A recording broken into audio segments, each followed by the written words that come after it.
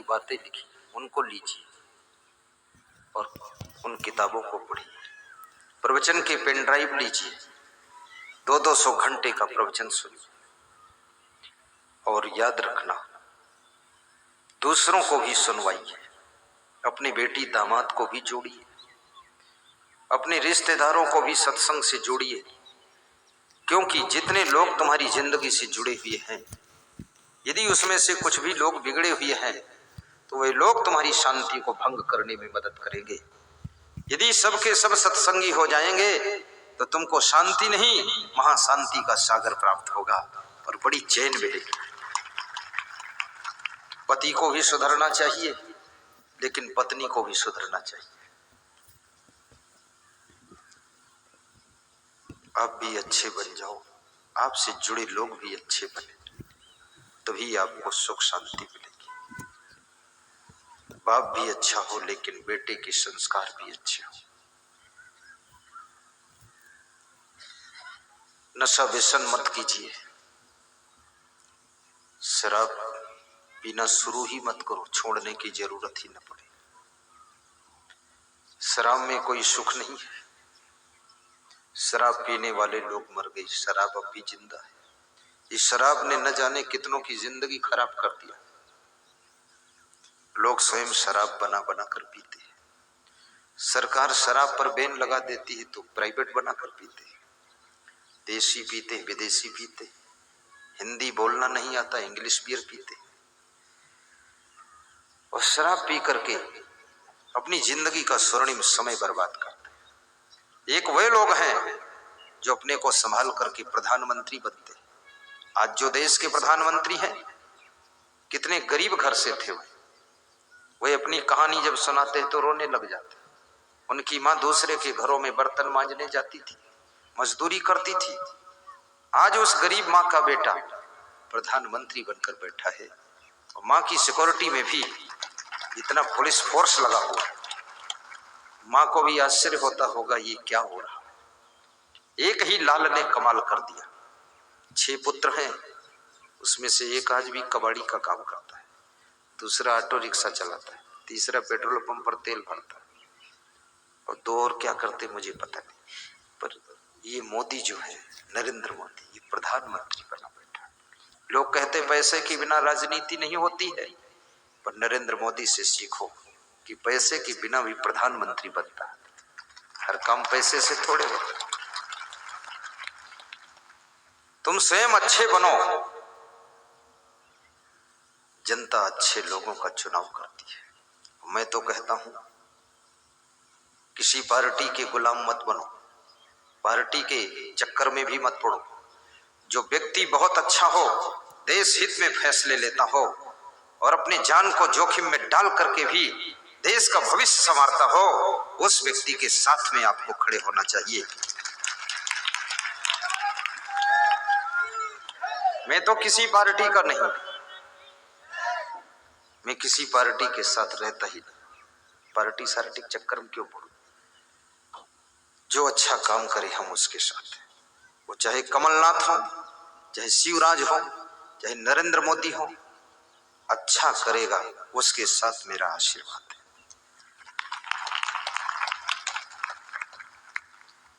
और ना मैं किसी का प्रचार करता हूं, प्रचार भी नहीं करता हूं। क्यों नहीं करता हूं? क्योंकि मैं राजनेता नहीं, मैं संत हूं। क्या संत को राजनीति नहीं करना चाहिए? मैं नहीं कहता हूं कि नहीं करना चाहिए। जिस संत की इच्छा हो उसे करना चाहिए, जिसकी नहीं इच्छा तो नहीं करना चाहिए। और करना चाहिए तो पूरा करना चाहिए, कुनमुन कुनमुन नहीं करना चाहिए। जैसे हमारे बाबा योगी आदित्यनाथ ने राजनीति किया तो उन्होंने पूरे मन से किया, पूरा समर्पित होकर किया। बाबा जी उत्तर प्रदेश के मुख्यमंत्री हैं। उत्तर प्रदेश सबसे खतरनाक प्रदेश है, जहां पर गुंडागर्दी, डाकू, दुनिया भर का लफड़ा पचड़ा कचड़ा, वहां के मुख्यमंत्री हैं। बाबा जी बड़े समझदार, बुद्धिमान और सख्त। बदमाशों से बोल दिया कि सब शांत हो जाओ, प्रदेश छोड़ दो या बदमाशी छोड़ दो, नहीं तो वहां पहुंचा दूंगा जहां से लौट कर फिर नहीं आओ। तो बदमाशों ने न बदमाशी छोड़ी न प्रदेश छोड़ा। तो 1400 बदमाशों का एनकाउंटर किया। तो मैंने उनके साथ में रहने वाले से पूछा कि बाबा तो दयालु होता है, चींटी नहीं मारता है, 1400 लोगों को मारा, ये बहुत बड़ा पाप है। तो उन्होंने कहा पाप नहीं है, भगवान राम ने रावण को मारा था तो निज धाम पहुंचाया था, और योगी जी ने जिनको मारा है उनको परम धाम पहुंचाया। तो हमने कहा बहुत अच्छा, परम धाम, पूरा शांति। बोले जो बचे हैं उनको शांति मिली और जो मरे हैं उनको मुक्ति मिली।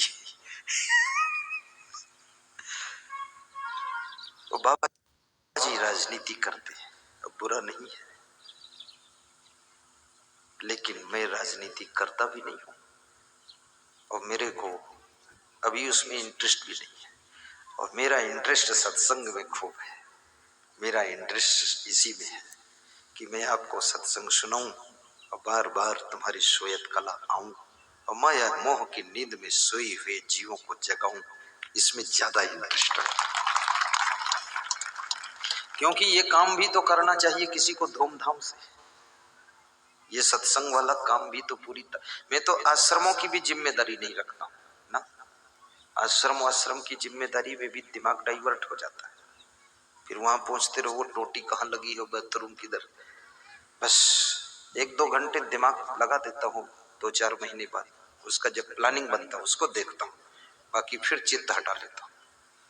और इसी में रहना है, सत्संग श्लोक याद करना है, भक्तों के बीच में आनंद लेना है। और वास्तव में भक्तों की सभा ये भगवान की सभा है, भगवान का दरबार है। और इस दरबार में बैठकर जिसको सत्संग सुनाने का मौका मिल जाए वो कितना सौभाग्यशाली है। ये आप कोई साधारण नहीं है। नर के रूप में नारायण बैठे हैं इधर, नारी के रूप में नारायणी बैठी है। ये देवियों का जमावड़ा है इधर, ये देवताओं का जमावड़ा है। अभयम सत्यम संशुद्धि ज्ञान योग व्यवस्थिति दानम दमस्त यज्ञ स्वाध्याय तप आर्जव अहिंसा सत्यम अक्रोधा त्यागा शांति अवैष्णव दया भूतेषु अलोलुप्तम मार्दवम ही वचापलम तेजा क्षमा धरती शौचमद्रोहो नातिमानिता भवंत संपदम दैवीम अभिजातस्य भारत। ये 26 लक्षण देवी देवताओं के होते हैं। मैं आपके अंदर देखता हूँ, किसी में 24 लक्षण है, किसी में 20 है, किसी में 15 है, कोई पूर्ण देवी देवता है, कोई आधा देवी देवता है, लेकिन ये देवी देवताओं का मेला लगा हुआ है। इस मेले को हम धन्यवाद देते हैं।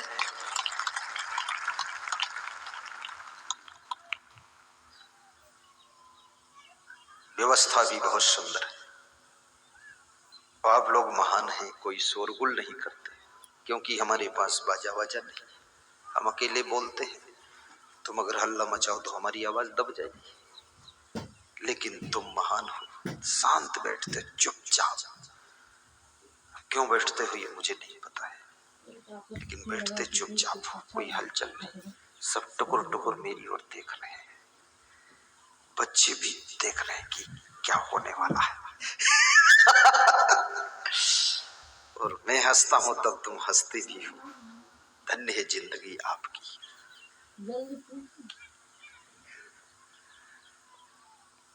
तब मारीच हृदय अनुमाना नमहि विरोधे नहीं कल्याणा शस्त्री मरमी प्रभु सठ धनी वैद्य बंदे। वैद्य माने डॉक्टर से कभी विरोध नहीं करना चाहिए। अचानक जरूरत पड़ जाए, डॉक्टर से विरोध है, तो डॉक्टर आपको जिंदगी जीने के बजाय जिंदगी ले भी सकता है। सही इलाज नहीं करेगा, या कुछ और दवा दे देगा। वैद्य से विरोध मत कीजिए। बंदी कभी, और बंदी कभी जो कवि लोग हैं, बंदीगण जो तुम्हारा गुणगान करने वाले लोग, उनसे भी विरोध मत कीजिए। अन्यथा वे कोई उल्टी कविता बनाकर गा देंगे तो तुम्हारा अपमान भी हो जाएगा। भानस माने भंडारी, जो भोजन बनाने वाला रसोइया है, उससे विरोध नहीं करना चाहिए। नहीं, रसोई में नमक और शक्कर डालने के बजाय कुछ और भी थोड़ा डाल देगा तो राम राम सत्य है, सत्य कहे मुक्ति है। इसलिए रसोइया से विरोध नहीं करना चाहिए। स्वामी दयानंद सरस्वती को मारने वाला उनका कौन था? रसोइया ही था। जगन्नाथ नाम था उसका। उसने थोड़ा पॉइजन डाल दिया था। स्वामी दयानंद सरस्वती का देहांत हो गया था। रसोइया, तुम्हारे रसोइया सब इधर बैठते, इनसे विरोध मत करना। खैर ये ऐसा काम नहीं करेंगे क्योंकि ये इनके तुम पति देव हो, आपकी रक्षा चाहते हैं। और नारियां करवा चौथ का पर्व मनाती हैं पति की उम्र बढ़ाने के लिए। उस दिन ध्यान करती हैं, व्रत रहती हैं और शिव पार्वती की पूजा करती हैं। करवा चौथ के पर्व के दिन मन्नत करती हैं कि मेरे पति की उम्र बढ़ जाए। लेकिन पति लोग कोई ऐसा पर्व नहीं मनाते हैं कि मेरी पत्नी की भी उम्र बढ़ जाए, कभी नहीं मनाते, क्योंकि जितनी उम्र है इसी में वे बहुत तंग हो गए। क्यों नहीं मनाते? तुम भी थोड़ा इनके लिए मनाइए कि इनकी भी उम्र बढ़े, दोनों की बढ़े, दोनों साथ साथ जियो, साथ साथ खाओ पियो रहो। नारियों को ऐसा व्यवहार भी नहीं करना चाहिए जो आपका पति ऊब जाए आपसे। एक सेठ जी की पत्नी मरी, लाश को स्नान कराया गया, कफन लपेटा गया, अर्थी सज गई, लेकर चल दिए। आगे आगे पति चल रहा था, 4 लोग कंधा लगाए थे। एक नीम का पेड़ रास्ते में था, टेढ़ा पेड़, उसमें अर्थी टकरा गई। सावधानी नहीं रखा लोगों ने, अर्थी टकराई,